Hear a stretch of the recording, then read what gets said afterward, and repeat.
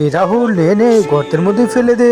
দিদি অনেকদিন হয়ে গেছে মাংস খাওয়া যায়নি, আজকে বাজার থেকে কিনে নিয়ে আসবো। আরে আরে তোরা কি দেখে ফেলতে পারছিস না? এই দিদি দেখ কত সুন্দর গরুর হাড়গুলো। এই রাহুল হাড়গুলো ফেলে দিলি কেন তুই? এই হাড়গুলো ফেলবো না তো কি করবো?